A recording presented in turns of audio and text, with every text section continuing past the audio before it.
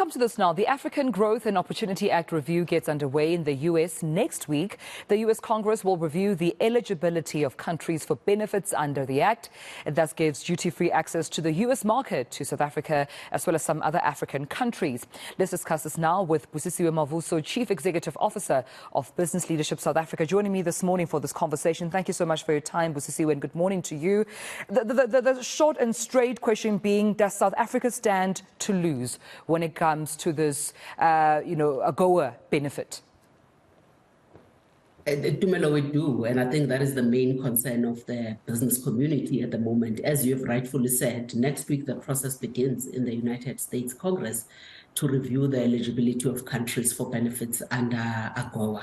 And I think if you look at where South Africa is at the moment and what it stands to lose, we are currently the largest single beneficiary country under AGOA, with over 290 billion rands of exports to the US in 2021 and nearly $1 billion in the first 3 months of this year. 25% of our exports go to the US, 15% of the vehicle exports so far this year have gone there. So we are talking huge economic impact here, and there'd be dire financial consequences if we were to lose this benefit. And loss of this trade relationship, Tumelo, would mean that billions of rands of economic activity are going to be wiped out. Tens of thousands of jobs which depend on those exports will be lost. It will be devastating for employment, especially in a country which is currently sitting at about 65% youth unemployment and 46% unemployment in terms of the expanded definition. So it will leave our economy far more reliant on raw material exports to other developing countries. That is what is at stake here.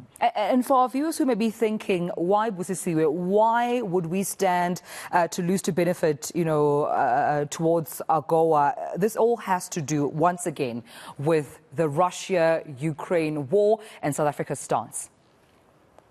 Tumelo, it does. So our ambiguous stance on Russia has upset many, not only in Washington, but the many Ukraine allies as well. The letter written by a group of lawmakers last month calling on the White House to remove the hosting of this year's AGOA summit from South Africa is very strong signaling of the impending decision.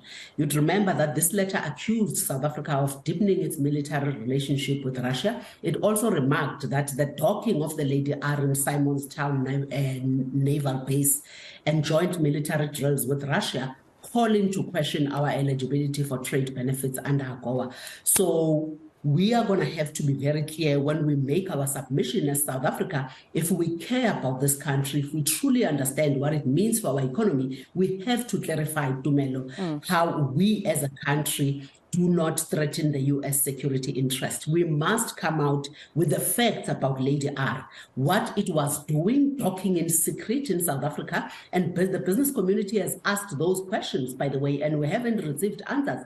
What was this thing doing, docking in secret in South Africa? And what was loaded onto it before departure? We need to explain the landing of the Russian aircraft at Waterkloof that has happened. We must set out a very clear policy on the supply of weapons to Russia, and why the U.S. should be able to trust that our stance of neutrality means that at a minimum, we will not in any way aggravate the war in Europe. Do you think our government and our diplomats will do exactly that? So far, they haven't given really much to inspire confidence in as far as South Africans are concerned, or at least the Americans. But do you think now, with just this short winter period till we have next year, do you think that will happen? Tumelo, we are not confident as the business community. If anything that has happened in the recent months is anything to go by, and in the recent weeks, it doesn't give us confidence, that there's going to be a diplomatic effort by our foreign service, in the United States. I think if you listen to what the minister, for instance, has been saying, if you listen to the interventions that the country has put in place to try and still accommodate Putin, to come in August to attend the BRICS summit, that doesn't inspire confidence. I mean, the man has an international a warrant, or rather a warrant of arrest by the International Criminal Court, and we are a signatory to the ICC. That is a treaty that South Africa has actually signed onto. Now, we can't be going out of our way the way we are currently doing as a country to still try and accommodate Putin. It really gives a message to the international community, that our neutral stance doesn't exist, and I think this has been in question all along, because we are talking left and walking right as government at the moment. We're screaming neutrality, but all our actions are screaming non-neutrality. But also it is interesting, how South Africa would want to take a neutral stance in the face of human rights violations.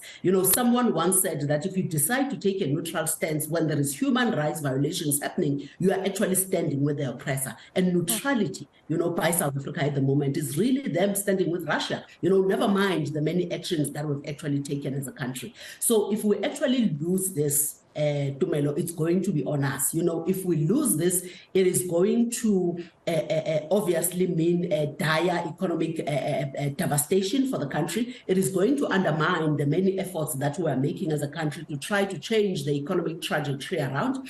It is actually going to mean that we have no one else to blame but ourselves as South Africa. It is going to be yet another own goal that we're actually scoring as a country. And I think, let's face it, the prospect of a loss of AGOA has actually now become a very real risk. And that is where we're actually sitting. We would be lucky if we don't have the European Union, whom we also have a free trade agreement with, not following suit, once we have lost AGOA, if we do lose AGOA. My last question to you before I let you go, and this literally being one in the span as here, Busisiwe, should we lose AGOA, hypothetically speaking, is there an alternative? Is there an alternative to AGOA that perhaps somewhere in these boardrooms in government that you and I may not be privy to, they know we can at least depend on? Not from the US, definitely not, because AGOA is actually, remember what this thing is. It is legislation that provides duty-free access and grants qualifying countries' exports preferential access to the huge US market. And the legislation has been central to building our exports, ranging from vehicles to citrus fruit. So we are currently talking about trying to revive an export-led growth, as a country. So which markets, or what other big markets, and yes, we've got a lot of other big markets, but what other big markets are we actually going to have as a country if we actually lose AGOA? And as I'm saying that, normally if we are going to use or rather lose AGOA, it is highly likely that the EU is actually going to follow suit.